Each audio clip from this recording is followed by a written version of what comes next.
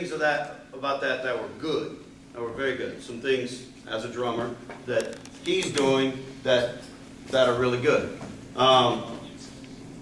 First and foremost, he's playing with form. Okay. Can anybody point out some things he did that indicate that to you? Like sometimes you would, like on a different chorus, you would go, instead of comping on the snare, you would do a side stick. Okay. Cross stick. Right, very good. So he went from, instead of comping on the snare drum, he used the cross stick just on the backbeat. Okay, that was probably the biggest thing. But also, so what Zach did, he played a certain way on the head of the tune, right? And he played the snare drum open, right? Then as soon as we got to the first chorus, he brought it down a little bit. He went to the cross stick on the rim, right? Then the second chorus, the second solo chorus, he brought it out. As I build, he started to build. Good. And as So it Tim was a started lot. to build, then by the third or fourth chorus, we got a little. Boom, boom. And then we started really interacting, right? I'm going to step in. By chorus, this form is 12 bars long. So every time it's 12 bars, that's a chorus. So what he's saying is every time it goes through that form, he was changing. I just wanted to make, I don't know if everyone. Yeah. No, good. I was thinking that one. You said chorus. And we should explain what a chorus is for those who haven't played a lot of jazz. Okay. Well, then I have something else to say. Where's Keith? Keith. So when the pianist was soloing, how much was the guitar comping on that? None. How did it sound? Sounded awesome.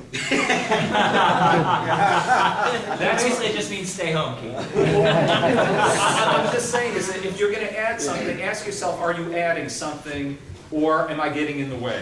And I That's pick the on. classic combo issue with guitar and piano. I was just going to say I pick on all guitars for that. Yeah. But to And me, there are ways to do that that. didn't need any guitar comping.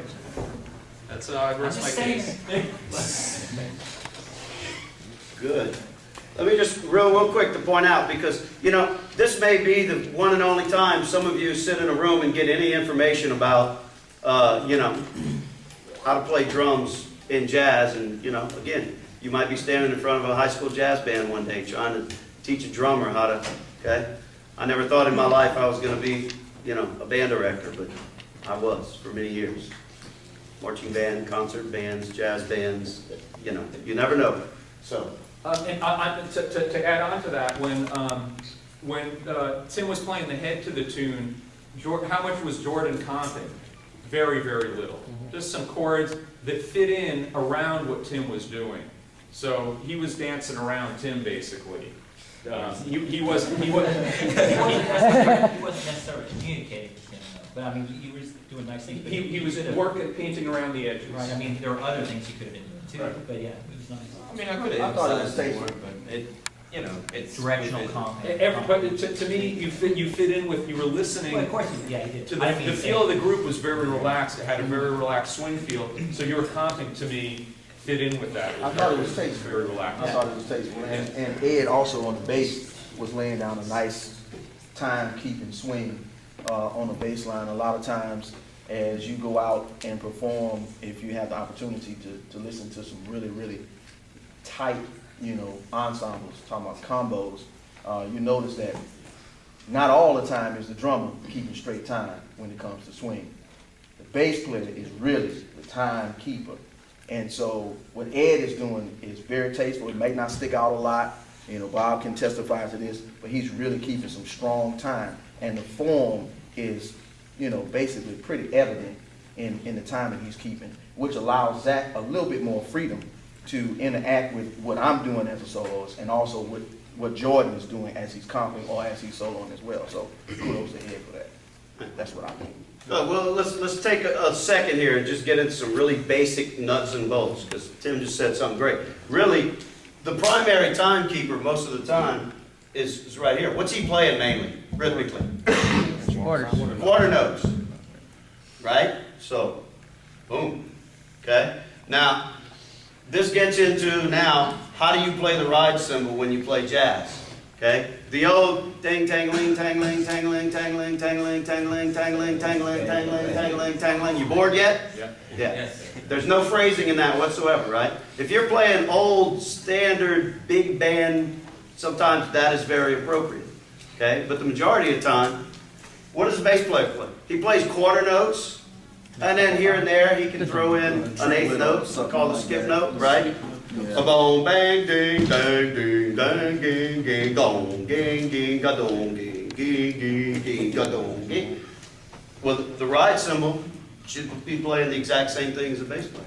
Just quarter note based, and then eighth notes. Why don't you guys do that? With some phrasing, okay?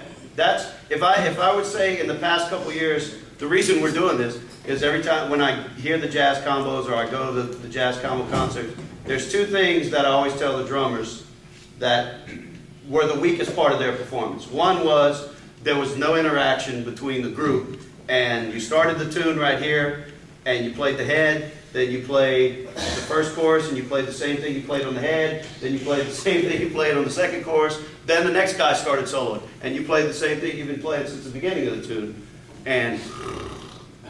And secondly is not phrasing the ride cymbal and thinking in musical phrases. A 1, 2, 3, 4, a 1, 2, 3, and 4, 1 and 2, 3, 4, and 1 and 2, 3, 4, and 2, 3, 4, and 1 and 2, bang, bing, ga, dong, right? So let's just do that. You guys just play this too. Play something fun.